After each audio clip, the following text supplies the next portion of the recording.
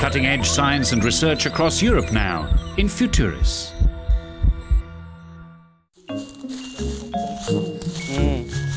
Joseph Le Villain and Jean-Claude Mazambou are regular visitors to this eucalyptus plantation near Pointe-Noire, the economic capital of the Republic of the Congo in Central Africa.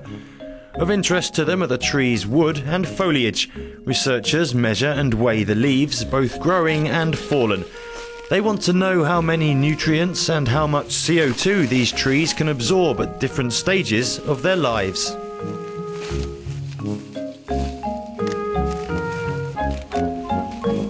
Eucalyptus is a plant that grows very quickly, so it traps carbon quickly. The plant will feed off atmospheric CO2. Once the carbon's inside the trunk, some of it is fixed in the wood. The plant also transfers it into the ground, the bark, the branches and the leaves. These will decompose to form an organic matter that's pretty much carbonized, with nitrogen and other mineral elements.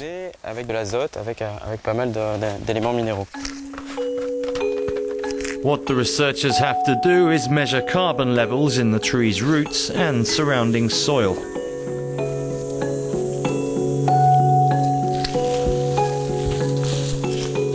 Several holes are dug 6 meters deep to recover underground water at different depths. The samples are dispatched to a laboratory to help answer various questions. Is it carbon that's existed here for centuries, or has it only been here since man's arrival? Lots of burning goes on in the area, and then on top of that there's been lots of building here. Did man bring the carbon with him?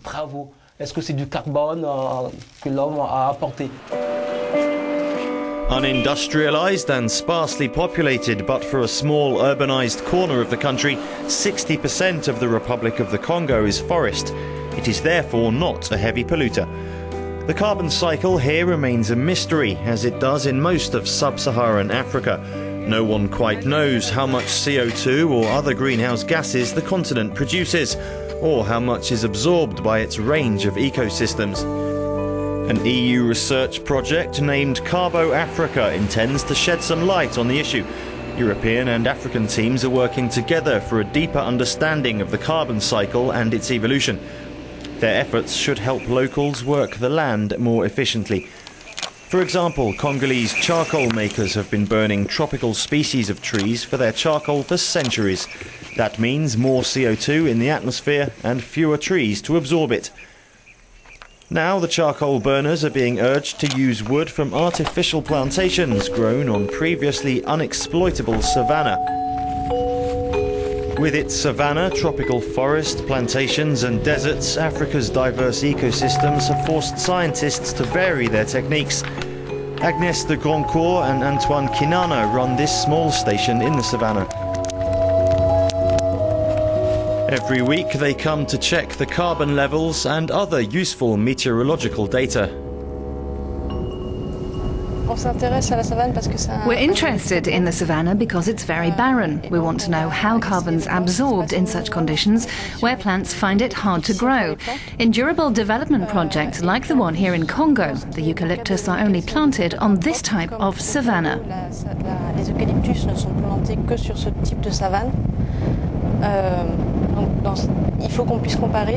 We need therefore to be able to compare what happens before planting to what happens after. It's this difference that interests us, the quantity of carbon that becomes fixed once the eucalyptus have been planted.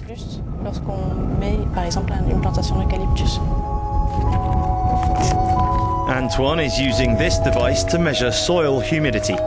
The results will help researchers chart CO2 absorption in diverse weather conditions, like dry or rainy seasons.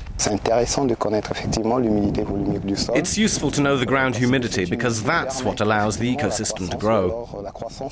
Grass needs this moisture. The more a plant grows, the more foliage it gets, and the higher the rate of photosynthesis becomes.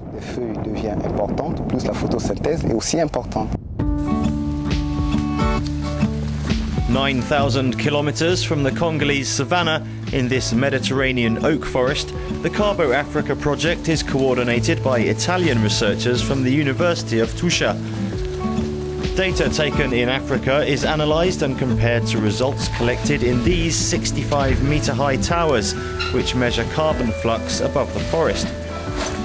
The towers came into use 2 decades ago and are now key tools in the so-called Global Earth Observation System of Systems, or GEOS. This monitoring network gives us a global picture of greenhouse emissions. We have almost 400 of these towers worldwide, all monitoring emissions and absorption of gases 24 hours a day. Here in Europe, we receive the data and analyse it. We are the world's leaders in this field. African monitoring networks will provide a unique opportunity. We can relate this field data with that taken by satellite in order to estimate the flux of greenhouse gases more accurately, both locally and globally. This is one of Europe's contributions to this global Earth observation system.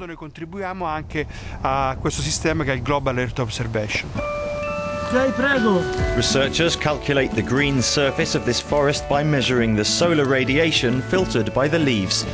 The data helps predict how and to what extent healthy ecosystems can absorb greenhouse emissions, and tropical deforestation is a major factor in emissions. Tropical deforestation has a critical role in stabilizing the global climate.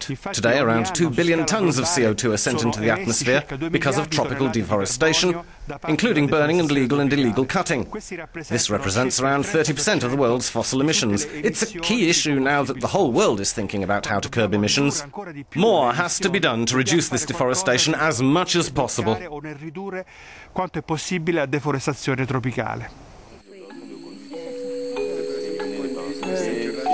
Back in the Congo, that's precisely the aim of a team led by Rosalie Matondo, an engineer in agronomy and head of the National Reforestation Centre.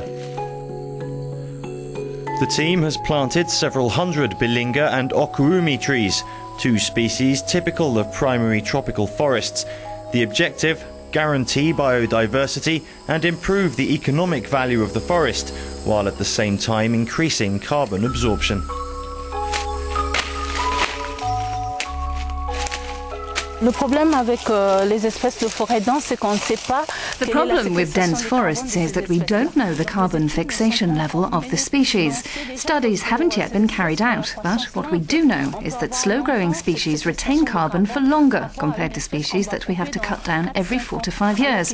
These species are cut every 50 to 100 years. Carbo Africa workers know that more research is needed if we're to fully understand the complex carbon cycle of Africa's rich but endangered ecosystems.